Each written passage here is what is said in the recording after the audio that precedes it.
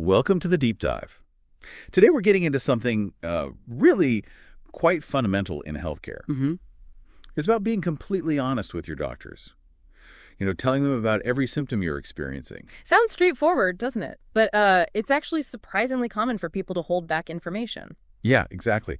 We've seen from our sources that things like embarrassment, maybe fear of what a symptom could mean. Or even cultural things, right? Topics that are just hard to bring up sometimes. Absolutely. So our mission in this deep dive is basically to figure out why we sometimes hide symptoms, what the potential dangers are. And importantly, how you can feel more comfortable being open to get, well, better health outcomes. We've looked at guidance from places like JCI and NABH.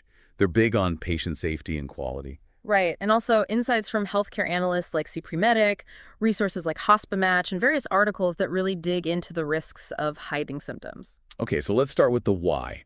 Why do we keep things from the people who are supposed to help us? Well, one of the big ones, maybe the most obvious, is that fear of judgment or just plain embarrassment. Yeah, you think about symptoms related to, digestion, sexual health, even mental health struggles like anxiety. Uh-huh.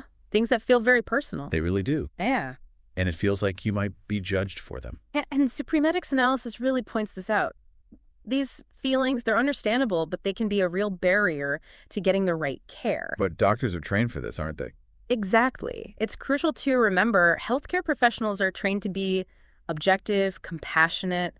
Their focus is clinical diagnosis, treatment, not, personal opinions. Okay, but it's not always just about personal feelings, is it? Culture plays a part too. Oh, definitely.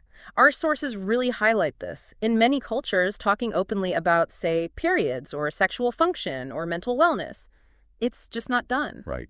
There are strong taboos. And that reluctance, it can unfortunately lead to real delays in getting help. Some of the articles we looked at show this clearly. So conditions that could be treated easily early on, they might get missed. Yeah, they might not get addressed until they're much more advanced, simply because the topic felt off limits. These aren't minor things. They're key parts of health. And then there's that other big fear, Oh. the fear of bad news. The anxiety about what a symptom might actually mean. Sometimes it feels easier to just ignore it, hope it goes away. That's a very human reaction, wanting to avoid potential distress. But the consensus from all our sources is that avoidance here is risky. Supremedic mentioned this too, right? Yes, they emphasize that while finding out might be tough initially, early diagnosis almost always means more treatment options, better outcomes. Waiting often makes things harder down the road. Okay, so the reasons make sense, even if they're barriers. Yeah. Let's pivot now to the actual risks. What happens when we don't share? It's more than just feeling awkward in the moment. Oh, much more. The consequences can be quite serious. The most immediate one is probably delayed diagnosis. Right, if you don't give them all the pieces. Exactly. It just takes longer for the doctor to figure things out. Like, say you have chronic pain, but you only mention the main ache, not the, numbness that sometimes comes with it. They might miss the full picture. Precisely. An underlying issue could go unaddressed for longer.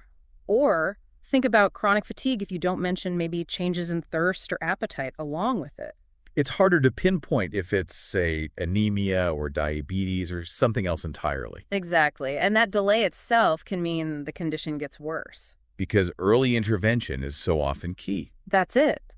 For so many conditions, catching them early is crucial. Hiding symptoms might let a problem progress, maybe making it harder to treat later. Like a small skin change you ignore. Perfect example.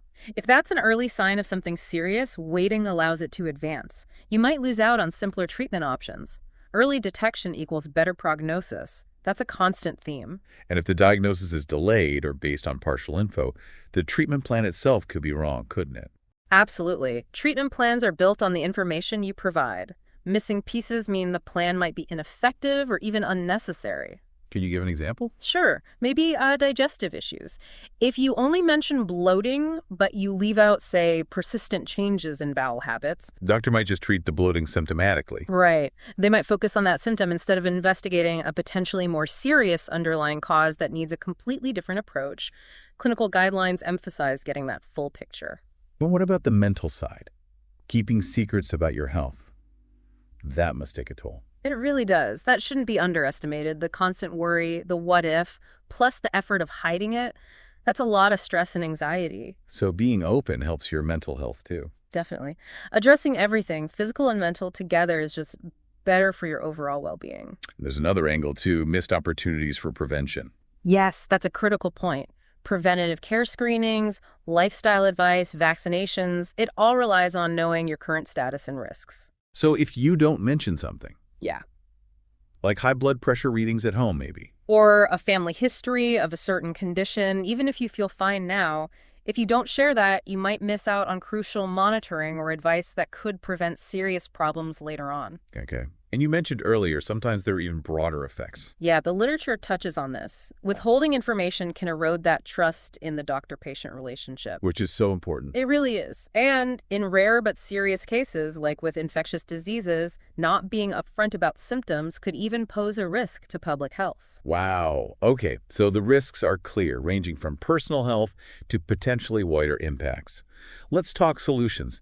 How can people listening overcome these hurdles? What are some practical steps? Well, I think a key thing is remembering the training healthcare providers have. They deal with sensitive topics daily. It's their job. They're trained for empathy and professionalism. So try to trust that professionalism. Yes. And if you do feel awkward, sometimes just saying that helps. Like that tip from Suprematic. Exactly. Saying something like, look, I'm a bit embarrassed to bring this up, but I know it's important for my health. That can break the ice. It really can. It acknowledges your feeling, but immediately pivots to the priority, which is your health. That makes sense. What else? Focusing on your health goals.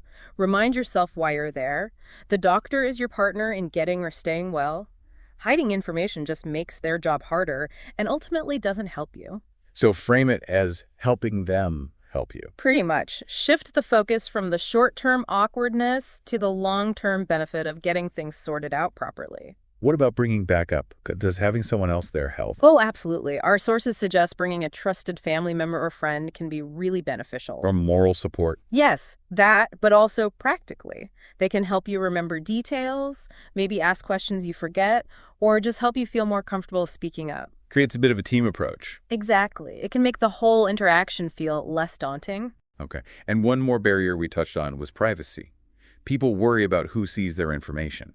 That's a valid concern. Yeah. And you absolutely have the right to ask about confidentiality. So just ask the doctor or the clinic. Yes. Ask about their privacy policies, understanding how your information is protected, who has access. That can really ease anxiety about sharing sensitive stuff. Don't hesitate. Right. Okay, so let's try and pull this all together. We've talked about why people might hide symptoms, fear, embarrassment, culture, avoiding bad news, all very human reasons. But we've also seen the pretty significant risks: delayed diagnosis, things getting worse, treatments that aren't quite right, the stress of it all, and missing out on prevention. And then the strategies to overcome this.